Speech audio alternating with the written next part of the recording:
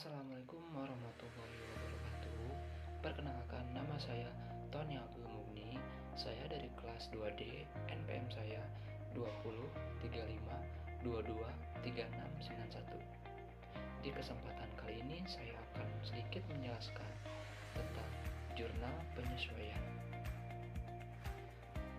Diawali dengan definisinya. Di dalam suatu kegiatan akuntansi, ada sebuah jurnal dan manfaat untuk menetapkan saldo catatan akun pada buku besar di periode akhir. Jurnal tersebut adalah ayat jurnal penyesuaian. Namun secara luas, pengertian dari ayat jurnal penyesuaian adalah jurnal yang dibuat pada proses pencatatan perubahan saldo di dalam akun yang pada akhirnya akan mencerminkan saldo pada jumlah yang sesungguhnya.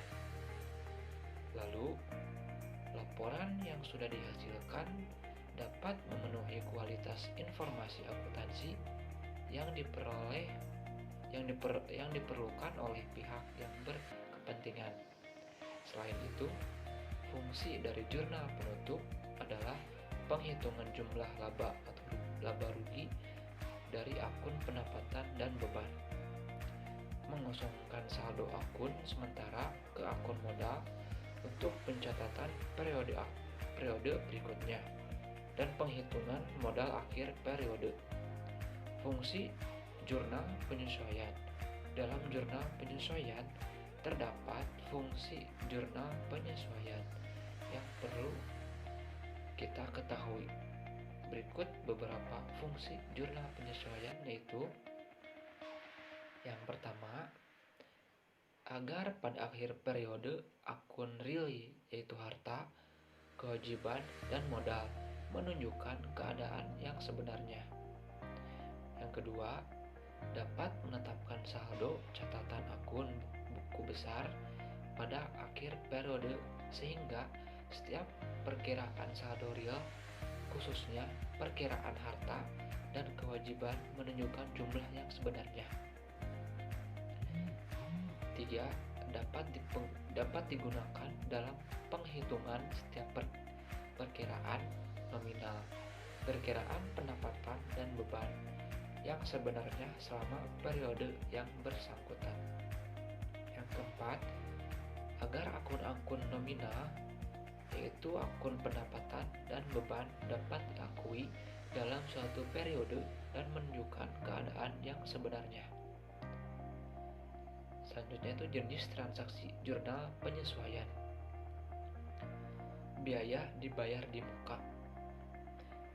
Dalam setiap akhir periode, pembayaran yang dilakukan di depan akan disesuaikan dengan pemakaiannya.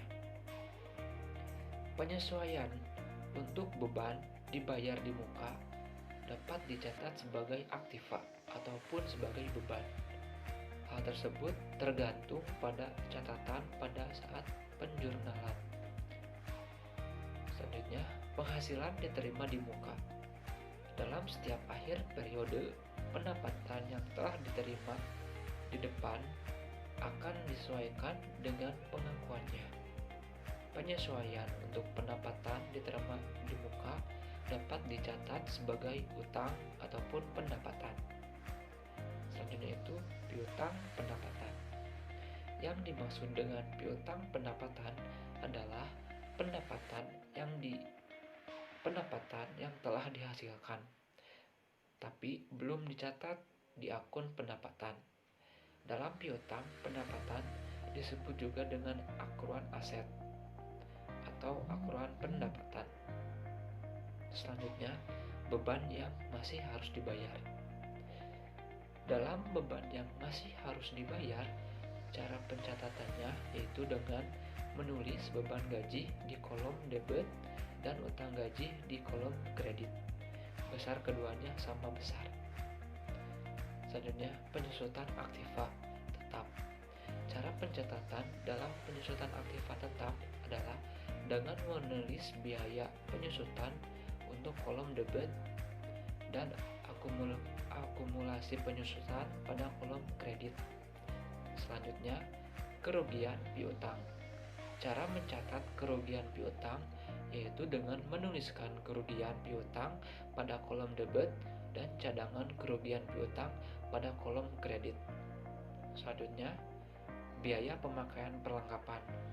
Cara pencatatannya adalah tulis biaya pemakaian perlengkapan untuk kolom debit dan cadangan perlengkapan untuk kolom kredit. Nah, materinya cukup sekian, dan selanjutnya saya akan sedikit memberikan contoh mengenai jurnal penyesuaian. Di sini saya akan memberikan contoh. Di sini ada perlengkapan salon pada neraca saldo awal Januari 2019 adalah sebesar 6 juta. Sedangkan pada 31 Januari 2019 perlengkapan tersisa 1 juta.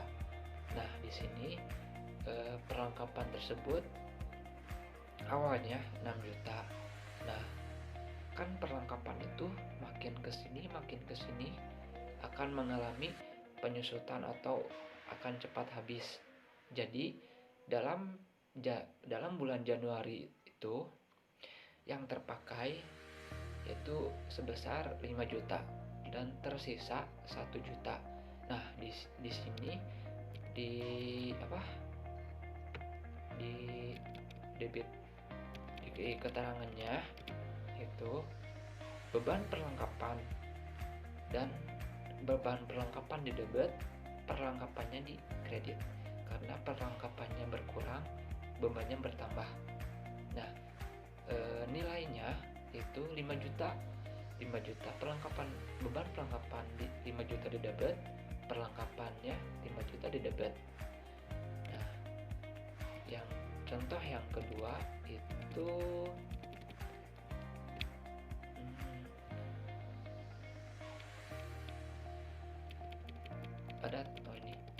pada tanggal 31 Januari 2019 terdapat 5 karyawan yang belum menerima gaji. Setiap orang memiliki hak gaji sebesar 2 juta. Nah, di periode Januari ini 5 karyawan tersebut belum menerima gaji dan setiap orangnya memiliki hak gaji 2 juta.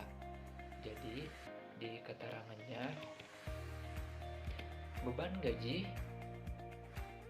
di debit, hutang gaji di kredit. Nah, di sini kan setiap orangnya 2 juta. Nah, di yang belum menerima gaji itu kan ada 5 orang. Jadi yang 2 juta tersebut menjadi beban gaji dan dikalikan ke 5 orang tersebut.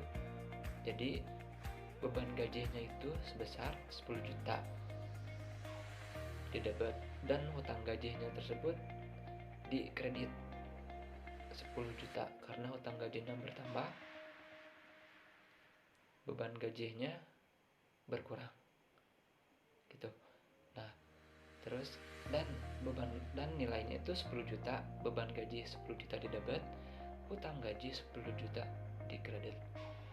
Nah, segitu saja yang dapat saya sampaikan, dan mohon maaf apabila ada kesalahan. Saya akhiri. Wassalamualaikum warahmatullahi wabarakatuh.